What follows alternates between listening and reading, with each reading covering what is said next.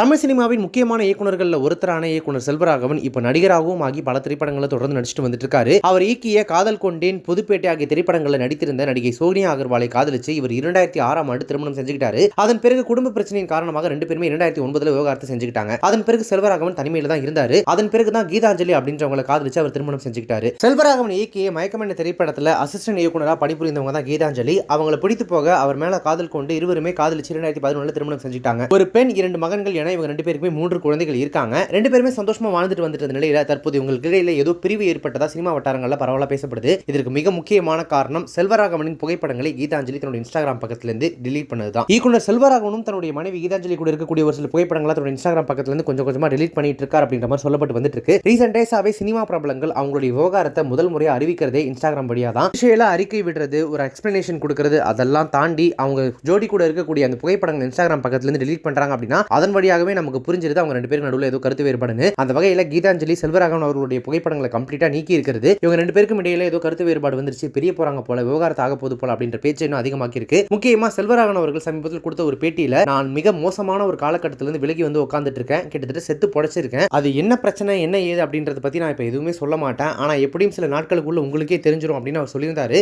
அவர் சொன்னதுக்கும் இப்ப கீதாஞ்சலி தன்னுடைய கணவர் செல்வராகவனின் புகைப்படங்களை சோஷியல் மீடியால நீக்கணும் வச்சு பார்க்கும்போது ரெண்டு பேருக்கும் இடையில கருத்து வேறுபாடு இருக்கிறது உண்மைதான் போல, விவகாரத்தை பெறதான் போறாங்க போல அப்படின்றத கிட்டத்தட்ட பல பேர் உறுதிப்படுத்தி சோஷியல் மீடியால போஸ்ட்லாம் போட்டுட்டு இருக்காங்க. ஆனா இது சம்பந்தமா அவங்க அபிஷியல் எக்ஸ்பிளனேஷன் என்ன கொடுக்க போறாங்க அல்லது ரெண்டு பேரும் உண்மையாகவே விவகாரத்தை வாங்க போறாங்களா அப்படின்றத அடுத்து வரக்கூடிய நாட்களா தான் நம்ம தெரிஞ்சுக்கணும்.